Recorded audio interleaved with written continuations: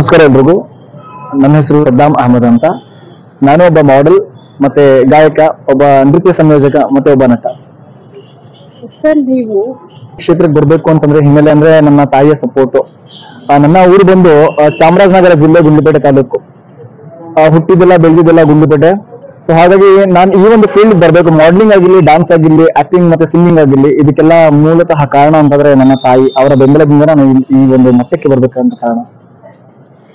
Sir, ನೀವು ಇಲ್ಲಿಂದ ವಿದೇಶಗಳಲ್ಲೆಲ್ಲ ಹೋಗಿ ಪ್ರಸಿದ್ಧಿ ಹೊಂದಿದ್ದೀರಾ. ನೀವು ಅಲ್ಲಿ ಪ್ರಸಿದ್ಧಿ ಹೊಂದೋದಕ್ಕೆ ಕಾರಣ ಏನು? ಮ್ಯಾಮ್, ಇದು 2 ವರ್ಷದ ಹಿಂದೆ ನನ್ನ ಈ ಒಂದು ಕಾಂಪಿಟೇಷನ್ ಸೆಲೆಕ್ಷನ್ ಆಗಿರುತ್ತೆ.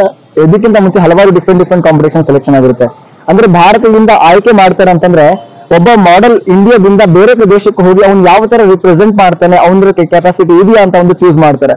ಅದಾದ ನಂತರ ಅಂದ್ರೆ 2 ವರ್ಷದಿಂದ ನಂದು ಮಾಡಲಿಂಗ್ ಸೆಲೆಕ್ಷನ್ ಆಗಿತ್ತು. ಬಟ್ ಕೋವಿಡ್ ಇರೋದ್ರಿಂದ ಆ ಒಂದು ಗ್ಯಾಪ್ ಅಲ್ಲಿ ನಮಗೆ ಕಾಂಪಿಟೇಷನ್ ಹೋಗಕ್ಕೆ ಆಗಿರ್ಲಿಲ್ಲ. ಮತ್ತೆ ಇನ್ನೊಂದು ಏನಂತಂದ್ರೆ ಈ ಒಂದು mister world ambassador international brand winner ಆಗಿರೋದು ಕಾರಣ ಏನಂತಂದ್ರೆ ಅದಕ್ಕೆ ಸುತ್ತಿ ಬೆಳೆಸಿ ನಾನು ಹೇಳಿದೆ ನನ್ನ ತಾಯಿ. ಯಾಕೆಂತಂದ್ರೆ ಈ ಒಂದು ಕಾಂಪಿಟೇಷನ್ಗೆ ತುಂಬಾನೇ ನಾನು ಎಲ್ಲರ ಹತ್ರ ಆಲ್ಮೋಸ್ಟ್ ಸಪೋರ್ಟ್ ಕೇಳಿದ್ದೆ. ಫೈನಾನ್ಷಿಯಲಿ ಆಗಿರ್ಬೋದು, ಫೈನಾನ್ಷಿಯಲಿ ನಾವು ತುಂಬಾ ಮಿಡಿಲ್ ಕ್ಲಾಸ್, ಯಾರು ಕೂಡ ನನ್ನ ಒಂದು ಈ ಕಾಂಪಿಟೇಷನ್ ಯಾರು ಸಪೋರ್ಟ್ ಮಾಡಲಿಲ್ಲ. ಹಲವಾರು ಜನರ ಹತ್ರ ನಾನು ಹೋಗಿದ್ದೆ ಫೈನಾನ್ಷಿಯಲಿ ಸಪೋರ್ಟ್ ಕೇಳೋದಕ್ಕೆ, ಮತ್ತೆ ಎಲ್ಲಾ ತರ ಸಪೋರ್ಟ್ ಬೇಕಾಗಿತ್ತು ನಮಗೆ. ಸೊ ಆಗ ಯಾರ್ಯಾರು ಹೆಲ್ಪ್ ಮಾಡ್ತೀನಿ ಅಂತ ಹೇಳಿದ್ರು ಅವರೆಲ್ಲ ಫೋನ್ ಸ್ವಿಚ್ ಆಫ್ ಮಾಡ್ಕೊಂಡಿದ್ರು. ಅವ್ರ ಹೆಸರು ನಾನು ಹೇಳಕ್ ಇಷ್ಟಪಡಲ್ಲ. ಕಾರಣ ಇಷ್ಟೇ, ಹೆಸರಲ್ಲಿ ನಾನು ಹೇಳಿ ಇದು ಮಾಡೋಕ್ಕಿಂತ ಹೆಚ್ಚಾಗಿ ನನ್ನ ಜಾಗದಲ್ಲಿ ಯಾವುದೇ ಬೇರೆ ಒಬ್ಬ ಆರ್ಟಿಸ್ಟ್ ಬಂದ್ಲಿ, ಒಬ್ಬ ಮಾಡೆಲ್ ಆಗಿರ್ಲಿ, ಅವ್ರಿಗೆ ಸಪೋರ್ಟ್ ಮಾಡಿ, ಎನ್ಕರೇಜ್ ಮಾಡಿ. ಬಟ್ ನಾನು ನನ್ನ ತಾಯಿಯ ಋಣವಂತೂ ಯಾವತ್ತೂ ತೀರ್ಸಕ್ಕಾಗಲ್ಲ. ಯಾಕೆಂದ್ರೆ ನನ್ನ ತಾಯಿಯ ಹೆಸರು ಸೈದಾ ಬೇಗಂ ಅಂತ. ಹಲವಾರು ಜನರ ಹತ್ರ ಹೋಗಿ ನಾನು ಕೇಳಿದಾಗ ಅವ್ರು ಹೇಳಿದ್ರು, ನೀನ್ ಯಾವುದೇ ಕಾರಣಕ್ಕೂ ಬೇರೆ ಅವ್ರ ಹತ್ರ ಕೈ ಚಾಚಬೇಡ. ನೀನ್ ಹೋಗ್ತಾ ಇರೋದು ಭಾರತಾಂಬೆಯ ಒಂದು ಭಾರತದಿಂದ ಹೋಗ್ತಾ ಇದೆಯಾ, ಭಾರತವನ್ನ ಹೆಮ್ಮೆ ಪಡಿಸೋಕೆ ಹೋಗ್ತಾ ಇದೆಯಾ. ಸೊ ನಾನು ಒಂದು ಹೆಣ್ಣು, ಭಾರತಾಂಬೆಯ ಒಂದು ಹೆಣ್ಣು. ಆ ಒಂದು ಹೆಣ್ಣು ಅಂತ ಮೈಂಡ್ ಅಲ್ಲಿ ಇಟ್ಕೊಂಡು ನೀನು ಏನಾದ್ರೂ ಸಾಧನೆ ಮಾಡಿ ಬರ್ಬೇಕು ಅಂತ ಹೇಳಿದ್ರು. ಆಲ್ ಓವರ್ ವರ್ಲ್ಡ್ ಅಲ್ಲಿ 22 ದೇಶಗಳಿಂದ ಬಂದಿದ್ರು. ಕೆಲವು ಮಾಡೆಲ್ಸ್ ಕೆಲವು ಕಾರಣಾಂತರಗಳಿಂದ ಫ್ಲೈಟ್ ಪ್ರಾಬ್ಲಮ್ ಇರೋದ್ರಿಂದ ಬರಕ್ಕಾಗಿಲ್ಲ. ಇನ್ನು ಬಾಕಿ ಟಾಪ್ 3 ಸೆಲೆಕ್ಷನ್ ಆಗಿದ್ವಿ. ವಿಯೆಟ್ನಾಂ ಸೆಕೆಂಡ್ ರನ್ನರ್ ಅಪ್ ಬರ್ತಾರೆ. ಫಸ್ಟ್ ರನ್ ಇಂಟರ್ನ್ಯಾಷನಲ್ ವಿನ್ನರ್ ಆಗಿ ಬಂದು ನಾನು ನಿಮ್ಮ ಒಂದು ಭಾರತ ಒಂದು ದೇಶದ ಮಗ ಮತ್ತೆ ಕರ್ನಾಟಕದ ಮಣ್ಣಿನ ಮಗ ಅಂತ ನಾನು ಹೇಳಕ್ ಹೆಮ್ಮೆಯಿಂದ ನಾನು ಹೇಳಕ್ ಇಷ್ಟಪಡ್ತೀನಿ. ಸರ್, ಈಗ ನಿಮ್ಮ ಜಾತಿ ಮುಸ್ಲಿಂ ಆದ್ರಿಂದ ಅದೇನಾದ್ರೂ ತಮಗೆ ತೊಂದರೆ ಆಗ್ತಾ ಇರ್ಬೋದಾ? ಇಲ್ಲ ಮ್ಯಾಮ್, ಎಲ್ರಿಗೂ ಹೆಸರು ಮಾತ್ರ ನಂದು ಸದ್ದಾಮ್ ಅಹಮದ್ ಅಂತ ಮಾತ್ರ ಗೊತ್ತು ಹೊರತು ಎಲ್ಲರೂ ಹೇಳೋದು ನೀನು ಮುಸ್ಲಿಂ ತರಾನೇ ಕಾಣಲ್ಲ ಅಂತ ಹೇಳ್ತಾರೆ. ಯಾಕೆಂದ್ರೆ ನಾನು ನನ್ನ ಬಾಲ್ಯದ ಒಂದು ಜೀವನದಿಂದ ನಾನು ಹಾಡುವಂತ ಹಾಡುಗಳಾಗಿರ್ಬೋದು, ಮಹದೇಶ್ವರನ ಹಾಡುಗಳು, ಇಲ್ಲ ಸಿದ್ದಪ್ಪಾಜಿ ಹಾಡುಗಳು, ಮಾಡುವಂತ ಒಂದು ಪ್ರೋಗ್ರಾಮ್ಸ್ ಗಳೆಲ್ಲ ಬರೀ ಕನ್ನಡ ಹಾಡುಗಳೇ. ದೇವರ ಒಂದು ಕೃಪೆಯಿಂದ ಇದ್ದವರಿಗೆ ಯಾರು ಕೂಡ ನನಗೆ ನೀನ್ ಮುಸ್ಲಿಮು, ನೀನ್ ಈ ತರ ಅಂತ ಹೇಳಿಲ್ಲ. ಆದ್ರೆ ಫೈನಾನ್ಷಿಯಲಿ ಯಾಕೆ ಸಪೋರ್ಟ್ ಮಾಡ್ಲಿಲ್ಲ ಅಂತಂದ್ರೆ ಸಹಜವಾಗಿ ನಮ್ಮ ಒಂದು ಕೆಲವರ ಮೈಂಡ್ ಅಲ್ಲಿ ಏನಂದ್ರೆ ಒಬ್ಬ ಬೆಳೀತಾ ಇದ್ದಾನೆ ಅಂತಂದ್ರೆ ಅವನ ಕಾಲು ಇಳಿಯೋದು ನಮ್ಮ ಒಂದು ಕೆಲಸ ಆಗಿರುತ್ತೆ. ಆದ್ರೆ ಅವರಿಗೆ ಒಂದು ಮಾತನ್ನ ಹೇಳಕ್ ಇಷ್ಟಪಡ್ತೀನಿ, ಎಲ್ಲಾ ನೋವನ್ನು ಮೌನವಾಗಿ ಸಹಿಸಿಕೊ, ಎಲ್ಲಾ ನೋವನ್ನು ಮೌನವಾಗಿ ಸಹಿಸಿಕೊ, ನಿನ್ನ ಸಾಧನೆಯ ಮೂಲಕ ಉತ್ತರಿಸು ಅಂತ ನಾನು ಹೇಳಕ್ ಇಷ್ಟಪಡ್ತೀನಿ. ಕಾಲೆಳೆಯೋದು ಬರೀ ಕಾಲೆಳೆಯೋದು ಕೆಲಸ, ಬೆಳೆಯೋರಿಗೆ ಹಲವಾರು ದಾರಿಗಳು ಬರುತ್ತೆ. ಸೊ ಯಾವುದೇ ಕಾರಣಕ್ಕೂ ನಿಮ್ಮ ಗುರಿಯನ್ನು ಮುಟ್ಟಬೇಕು ಅಂತ ಅಂದಾಗ ನಡೆಯೋ ದಾರಿಯಲ್ಲಿ ಮುಳ್ಳು ಮತ್ತು ಕಲ್ಲು ಸಹಜ, ಅದನ್ನ ದಾಟಿ ಹೋಗಬೇಕು ಹೊರತು ಹಿಂಜರಿಬಾರದು. ಸರ್, ತಾವು ವಿದೇಶಕ್ಕೆಲ್ಲ ಹೋಗಿ ತಮ್ಮ ಕೀರ್ತಿ ಪದಕ್ಕೆ ಹಾರಿಸಿದ್ದೀರಾ. ನೀವು ನಮ್ಮ ದೇಶದ ಪ್ರಧಾನಮಂತ್ರಿಗಳಾಗಿ ಅವ್ರನ್ನಾದ್ರೂ ನೀವು ಭೇಟಿ ಮಾಡಿದ್ದೀರಾ, ಇಲ್ಲಾಂದ್ರೆ ನಮ್ಮ ಮುಖ್ಯಮಂತ್ರಿಗಳನ್ನಾದ್ರೂ ಭೇಟಿ ಮಾಡಿದ್ದೀರಾ ಈ ಕುರಿತು? ಖಂಡಿತ ಮ್ಯಾಮ್, ಇದು ನಮ್ಗೆ ತುಂಬಾ ಇಷ್ಟ ಆಯ್ತು. ಯಾಕೆಂತಂದ್ರೆ ನನ್ನ ಆಸೆ ಆಕಾಂಕ್ಷೆ ಇರೋದು, ಈಗ ನಿಮ್ಗೆ ಎಲ್ಲರಿಗೂ ಗೊತ್ತಿರಬಹುದು, ಭಾರತದ ಮೊದಲನೇ ವಿಶ್ವ ಸುಂದರಿ ಸುಷ್ಮಿತಾ ಸೇನ್, ಮತ್ತೆ ಮಿಸ್ ವರ್ಲ್ಡ್ ಬಂದು ಪ್ರಿಯಾಂಕಾ ಚೋಪ್ರಾ, ಮತ್ತೆ ಹಲವಾರು ಅದೇ ತರ ಮಿಸ್ಟರ್ ವರ್ಲ್ಡ್ ಬಂದು ರೋಹಿತ್ ಖಂಡೇಲ್ವಾಲ್, ಹಲವಾರು ಜನ ಇಂಟರ್ನ್ಯಾಷನಲ್ ಹೋಗಿ ಬಂದಿದ್ದಾರೆ. ಬಂದ ನಂತರ ಅವರು ಪ್ರಧಾನಮಂತ್ರಿ ಆಗಿರ್ಬಹುದು, ಪ್ರಧಾನಮಂತ್ರಿ ನಮ್ಮ ನರೇಂದ್ರ ಮೋದಿ ಸರ್ ಆಗಿರ್ಬಹುದು, ಮತ್ತೆ ನಮ್ಮ ಕರ್ನಾಟಕದ ಮುಖ್ಯಮಂತ್ರಿಗಳು ಎಷ್ಟು ಜನ ಇದ್ದಾರೆ ಅವ್ರಿಗೆಲ್ಲ ಬಂದು ಭೇಟಿ ಮಾಡ್ತಿರ್ತಾರೆ.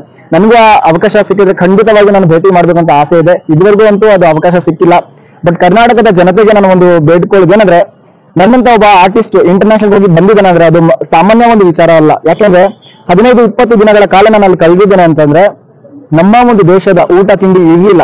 ಅಲ್ಲಿ ಜೀವಂತವಾಗಿರುವಂತಹ ಆಕ್ಟೋಪಸ್ ಆಗಿರ್ಬೋದು, ಇಲಿಗಳಾಗಿರ್ಬೋದು, ಜಿರಳೆಗಳು ಜೀವಂತವಾಗಿರೋದನ್ನ ತಿಂತಿರ್ತಾರೆ. 15-20 ದಿನಗಳ ಕಾಲ ನನ್ನ ಒಂದು ಹೇಗಾಗಿತ್ತು ಅಂದ್ರೆ ನನಗೆ ಕಣ್ಣಲ್ಲಿ ನೀರು ಬರ್ತಿತ್ತು, ನಮ್ಮ ದೇಶಕ್ಕೆ ನಾನು ಯಾವತ್ತು ಹೋಗ್ತೀನಿ ವಾಪಸ್ ಅಂತ. ಸೊ ಈ ತರ ಆಗಿದೆ. ಇಷ್ಟು ಕಷ್ಟಪಟ್ಟು ನಾನು ಗೆದ್ದು ಬಂದಿದ್ದೀನಿ ಅಂತಂದ್ರೆ ಖಂಡಿತವಾಗಿಯೂ ನನ್ನ ಒಂದು ಮನವಿ ಏನಂತಂದ್ರೆ, ಕರ್ನಾಟಕದ ಮುಖ್ಯಮಂತ್ರಿಗಳಾದ ಸಿದ್ದರಾಮಯ್ಯ ಸರ್ ಅವ್ರನ್ನ ನಾನು ಭೇಟಿ ಮಾಡ್ಬೇಕು ಅಂತ ತುಂಬಾನೇ ಆಸೆ ಇದೆ. ನಾನು ಆ ಆಸೆನ ಪೂರೈಸಬೇಕು ಅಂತ ನಾನು ನಿಮ್ಮ ಒಂದು ಆಕಾಂಕ್ಷೆಗಳು ಏನು ಅಂತಂದ್ರೆ, ನಾನು ಎಲ್ಲೇ ದಾರಿಯಲ್ಲಿ ಹೋದ್ರು ನನ್ನ ಬೈಕ್ ಅಲ್ಲಾಗಿರ್ಲಿ, ನನ್ನ ವೆಹಿಕಲ್ ಗಳಲ್ಲಾಗಿರ್ಲಿ, ನನ್ನ ಹತ್ರ ಸ್ಟಾಕ್ ಬಿಸ್ಕೆಟ್ಸ್ ಮತ್ತೆ ಹಾಲ್ ಪ್ಯಾಕೆಟ್ ಇಟ್ಟಿರ್ತೀನಿ. ಯಾಕಂದ್ರೆ ನಾವು ಬೇಡ್ಕೊಂಡು ತಿನ್ಬಹುದು ಅಥವಾ ಕೇಳ್ಕೊಂಡು ತಿನ್ಬಹುದು ಹಸುವಾಗುತ್ತೆ ಅಂತ, ಆದ್ರೆ ಮೂಕ ಪ್ರಾಣಿಗಳು ಅದು ಕೇಳಕ್ಕಾಗಲ್ಲ. ಸೊ ನನ್ನ ಚಿಕ್ಕ ವಯಸ್ಸಿಂದ ನನ್ನ ತಾಯಿ ನನ್ನ ತಂದೆ ಹೇಳ್ಕೊಟ್ರಂತ ಒಂದು ವಿದ್ಯೆ ಏನಂತಂದ್ರೆ, ಒಂದು ಸಂಸ್ಕೃತ ಏನಂತಂದ್ರೆ, ಎಲ್ಲಾದ್ರೂ ಯಾರಾದ್ರೂ ಹಸು ಅಂತ ಬಂದಾಗ ಫಸ್ಟ್ ಅವ್ರಿಗೆ ಹೆಲ್ಪ್ ಮಾಡು ಅಂತ ಹೇಳ್ತಾರೆ. ಅದರ ಜೊತೆ ನನ್ನ ಒಂದು ನೃತ್ಯ ಸಂಯೋಜನ ಜೊತೆ ನಾನು ಹಲವಾರು ಬುದ್ಧಿಮಾಂದ್ಯ ಮಕ್ಕಳಿಗೆ ನಾನು ಡ್ಯಾನ್ಸ್ ನ ಹೇಳ್ಕೊಡ್ತೀನಿ. ಏನಕ್ಕೆ ಅಂತಂದ್ರೆ ನನ್ನ ಹತ್ರ ಅಂತ ಮಕ್ಕಳಿಗೆ ಏನು ಕೊಡಕ್ಕಾಗಲ್ಲ, ಬಟ್ ನನ್ನ ಹತ್ರ ಇರುವಂತಹ ಒಂದು ಕಲೆನ ನಾನು ಹಂಚ್ಕೊಳ್ಳೋಕೆ ಇಷ್ಟಪಡ್ತೇನೆ. ಕೊನೆಯವರೆಗೂ, ನನ್ನ ಕೊನೆಯ ಉಸಿರುವರೆಗೂ ನಾನು ಇಂತಹ ಇಡೀ ನಮ್ಮ ದೇಶದಲ್ಲಿ ಎಷ್ಟೇ ಮಕ್ಕಳು ಸಿಗಿರ್ಲಿ, ಯಾವುದೇ ತರ ಆಗಿರ್ಲಿ, ನನ್ನ ಕೈಲಾದಷ್ಟು ನಾನು ಸಹಾಯ ಮಾಡಬೇಕು, ನನ್ನ ಕೈಲಾದಷ್ಟು ನನ್ನ ಸೇವೆ, ನನ್ನ ಕಲೆಯ ಮೂಲಕ ನನ್ನ ಸೇವೆನ ಸಲ್ಲಿಸಬೇಕು ಅಂತ ನಾನು ಕೇಳ್ಕೊಳ್ತಾ ಇದ್ದೀನಿ. ನಂತರ ಯಾವುದೇ ಒಬ್ಬ ಬಡ ಕಲಾವಿದರು ಹೊರಗಡೆ ಬರ್ಬೇಕು, ಹೊರಗಡೆ ಜಗತ್ತಿಗೆ ಬರ್ಬೇಕು, ಅವ್ರ ಕಲೆನ ಎಕ್ಸ್ಪೋಸ್ ಮಾಡ್ಬೇಕು ಅಂತಂದ್ರೆ ದಯವಿಟ್ಟು ನಾನು ಕೈ ಮುಗಿದು ಕೇಳ್ಕೊಳ್ತಾ ಇದ್ದೀನಿ, ನಮ್ಮ ಕರ್ನಾಟಕದ ಜನತೆ ಸಪೋರ್ಟ್ ಮಾಡಿ, ಅವ್ರಿಗೆ ಬೆಂಬಲಿಸಿ. ನಿಮ್ ಕೈಯಿಂದ ಸಹಾಯ ಮಾಡಕ್ಕಾಗ್ಲಿಲ್ವಾ, ಅಟ್ಲೀಸ್ಟ್ ಅವ್ರಿಗೆ ಎನ್ಕರೇಜ್ ಮಾಡಿ. ನನ್ನ ತರ ತುಂಬಾ ಮಾಡೆಲ್ಸ್ಗಳು, ತುಂಬಾ ಕಲಾವಿದರು ಒಳಗಡೆ ಸಾಯ್ತಾ ಇದ್ದಾರೆ. ಏನಕ್ಕೆ ಅಂತಂದ್ರೆ ಹೊರಗಡೆ ಬಂದ್ರೆ ಆಡ್ಕೊಳ್ಳೋದು, ಅವಮಾನ ಮಾಡ್ತಾರೆ, ಅಪಮಾನಗಳು ಮಾಡ್ತಾರೆ. ಆದ್ರೆ ಒಂದಂತೂ ಸತ್ಯ, ಯಾರು ಅವಮಾನ ಮಾಡಿರ್ತಾರೆ ಅವರೇ ಬಂದು ಸನ್ಮಾನನೂ ಮಾಡ್ತಾರೆ ಅಂತ ನನ್ನ ಒಂದು ಮಾತನ್ನ ಹೇಳಕ್ ಇಷ್ಟಪಡ್ತೀನಿ. ಏನಂತಂದ್ರೆ, ನನಗೆ ನಾನು ಬಂದಿರುವಂತಹ ಊರು ನಮ್ಮ ಚಾಮರಾಜನಗರ ಜಿಲ್ಲೆ ಗುಂಡ್ಲುಪೇಟೆ ತಾಲೂಕು. ನನಗೆ ನಮ್ಮ ಊರಿನ ಜನತೆಗೆ ಎಲ್ರಿಗೂ ಗೊತ್ತು ನಾನು ಗೆದ್ದಿರೋದು. ಆದ್ರೆ ದುಃಖದ ಸಂಗತಿ ಏನಂತಂದ್ರೆ, ಗೊತ್ತಿದ್ರು ಕೂಡ ನನ್ನನ್ನ ಇಗ್ನೋರ್ ಮಾಡ್ತಾ ಇದ್ದಾರೆ ಕೆಲವರು. ಕೆಲವರು ತುಂಬಾನೇ ಸಪೋರ್ಟ್ ಮಾಡ್ತಾ ಇದ್ದಾರೆ. ಅದರಲ್ಲಿ ನಾನು ಕೆಲವರು ಹೆಸರನ್ನ ತಗೊಳಕ್ ಇಷ್ಟಪಡ್ತೀನಿ. ನಾನಿವತ್ತು ಒಬ್ಬ ವಿನ್ನರ್ ಆಗಿ ಬರ್ಬೇಕು ಅಂದ್ರೆ ಮೂಲತಃ ಕಾರಣ ನನ್ನ ತಾಯಿ. ಅದ್ರ ಜೊತೆ ಫಿಟ್ನೆಸ್ ತುಂಬಾ ಮುಖ್ಯ. ಅಲ್ಲಿ ಫಿಟ್ನೆಸ್ಗೆ ಏನಂತಂದ್ರೆ ಡಯಟ್ ಆಗಿರ್ಬೋದು, ನಮ್ಮ ಬಾಡಿ ಇಷ್ಟು ಮೆಜರ್ಮೆಂಟ್ ಅಂತ ಇರುತ್ತೆ. ಸೊ ಅದಕ್ಕೆಲ್ಲ ಕಾರಣ ನಮ್ಮ ಜಿಮ್ ಮಾಸ್ಟರ್ ನಾಗರಾಜು ಸರ್. ಮತ್ತೆ ಇನ್ನೊಬ್ರು ಏನಂತಂದ್ರೆ police officer, crime branch police officer Singam Nagaraju ಅಂತ. ಇಷ್ಟು ವ್ಯಕ್ತಿಗಳು ನನಗೆ ತುಂಬಾನೇ ಸಪೋರ್ಟ್ ಮಾಡಿದ್ರು, ತುಂಬಾನೇ ಎನ್ಕರೇಜ್ ಮಾಡಿದ್ದಾರೆ. ಇನ್ನು ಬಾಕಿ ವ್ಯಕ್ತಿಗಳು ನನ್ನನ್ನು ತುಂಬಾನೇ ಅವಮಾನ ಮಾಡಿದ್ದಾರೆ. ಅದೇ ಅವರ ಹೆಸರು ಹೇಳಕ್ ಇಷ್ಟಪಡಲ್ಲ, ಯಾಕಂದ್ರೆ ಈ ಒಂದು ವಿಚಾರ ಹೇಳಿದ್ರೆ ಅವರ ಮನಸ್ಸಿಗೆ ಮುಟ್ಟುತ್ತೆ. ಯಾಕಂದ್ರೆ ನಾನು ಒಂದು ಗುಂಡ್ಲುಪೇಟೆಯಲ್ಲಿ ಇರುವಂತ ಒಬ್ಬ ವ್ಯಕ್ತಿ ಅಂತಂದ್ರೆ, ಗುಂಡ್ಲುಪೇಟೆ ಒಂದು ಸಾಮಾನ್ಯ ಒಂದು ಹಳ್ಳಿಯಿಂದ ನಾನು ಬಂದಿರೋದು. ಹಳ್ಳಿಯಿಂದ ಬಂದು ವಿದೇಶಕ್ಕೆ ಹೋಗಿ ಭಾರತದ ಒಂದು ಕೀರ್ತಿಯನ್ನ ನಾನು ತಂದು ಕೊಟ್ಟಿದ್ದೀನಿ ಅಂತಂದ್ರೆ, ನಮ್ಮ ಜನತೆ, ನನ್ನ ಜನ ಅಂತ ನಾನು ಎಲ್ಲೇ ಹೋದ್ರು ನಾನು ಗುಂಡ್ಲುಪೇಟೆ ಅಂತ ಹೇಳ್ತೀನಿ. ನನ್ನ ಒಂದು ಮನವಿ ಏನಂದ್ರೆ, ನಮ್ಮ ಚಾಮರಾಜನಗರ ಜಿಲ್ಲೆ ಗುಂಡ್ಲುಪೇಟೆ ತಾಲೂಕಿನ ಜನತೆಗೆ ಒಂದು ಮನವಿ ಏನಂದ್ರೆ, ನಾನು ನಿಮ್ಮ ಮನೆ ಮಗ, ನಾನು ನಿಮ್ಮ ಮನೆ ಗುಂಡ್ಲುಪೇಟೆಯ ಮಣ್ಣಿನ ಮಗ, ನನ್ನನ್ನು ಪ್ರೀತಿಸಿ, ನನಗೂ ನಿಮ್ಮ ಪ್ರೀತಿ ಕೊಡಿ. ಯಾಕಂದ್ರೆ ಇಷ್ಟು ದೊಡ್ಡ ಕಾಂಪಿಟೇಷನ್ ಗೆದ್ದು ಬಂದಿರೋದು ಬೇರೆ ದೇಶದವನಲ್ಲ, ನಮ್ಮ ದೇಶದ ಮಗ, ಕರ್ನಾಟಕದ ಮಗ, ಮತ್ತೆ ನಮ್ಮ ಗುಂಡ್ಲುಪೇಟೆಯ ಮಗ. ನಾನು ಇದನ್ನ ಹೇಳಕ್ ಇಷ್ಟಪಡ್ತೀನಿ. ಇನ್ನೊಂದೇನಂತಂದ್ರೆ, ಯಾವುದೇ ಒಂದು ಕಾಂಪಿಟೇಷನ್ ಆಗಿರ್ಲಿ, ನಾನು ಹಲವಾರು ಮೇಡಮ್ ನಾನು ಇದನ್ನ ಓಪನ್ ಆಗಿ ನಾನು ಹೇಳ್ಕೋಬೇಕು, ಹಲವಾರು ಮೀಡಿಯಾದವ್ರ ಜೊತೆ ನಾನು ಶೇರ್ ಮಾಡಿದೆ ಈ ವಿಚಾರವನ್ನ. ನಾನು ಓಪನ್ ಆಗಿ ಹೇಳ್ಕೋಬೇಕು. ಅವ್ರಂದ್ರು ನಿಮ್ಮನ್ನ ನಾನು ಪ್ರಚಾರ ಮಾಡಕ್ಕಾಗಲ್ಲ ಅಂದ್ರು. ಕಾರಣ ಏನಂತಂದ್ರೆ, ಅದು ನಿಮ್ಮ ವೈಯಕ್ತಿಕ ಅಂದ್ರು. ಅದಕ್ಕಾಗಿ ಅವ್ರಿಗೆ ಒಂದು ಮಾತನ್ನ ಹೇಳಕ್ ಇಷ್ಟಪಡ್ತೀನಿ. ಇದು ವೈಯಕ್ತಿಕ ಟ್ರಿಪ್ ಇಲ್ಲ, ನಾನು ತಿರ್ಗಾಡಕ್ಕಂತ ಹೋಗಿರ್ಲಿಲ್ಲ. ಇದು ನಮ್ಮ ಭಾರತ ದೇಶದಿಂದ ಆಯ್ಕೆಯಾಗಿ ಹೊರದೇಶಕ್ಕೆ ಹೋಗಿ ಭಾರತ ದೇಶದ ಫ್ಲಾಗ್ ಅನ್ನು ನಾನು ಹಾರಿಸಿ ಬಂದಿದ್ದೀನಿ ಅಂದ್ರೆ, ನಾನು ನಿಜವಾಗ್ಲೂ ಒಬ್ಬ ಹೆಮ್ಮೆಯ ಕನ್ನಡಿಗ, ಹೆಮ್ಮೆಯ ಭಾರತೀಯ ಅಂತ ಹೇಳಕ್ ಇಷ್ಟಪಡ್ತೀನಿ. ದಯವಿಟ್ಟು ಇದು ವೈಯಕ್ತಿಕ ಅಂತ ತಿಳ್ಕೊಬೇಡಿ. ಇದು ಪೂರ್ತಿ ಭಾರತ ದೇಶದ ಒಂದು ರೆಸ್ಪಾನ್ಸಿಬಿಲಿಟಿ ನಾನು ತಗೊಂಡು ನಾನು ಹೋಗಿ ಗೆದ್ದು ಬಂದಿದ್ದೀನಿ ಅಂತಂದ್ರೆ ನಿಜವಾಗ್ಲೂ ಹೆಮ್ಮೆ ಪಡಬೇಕು.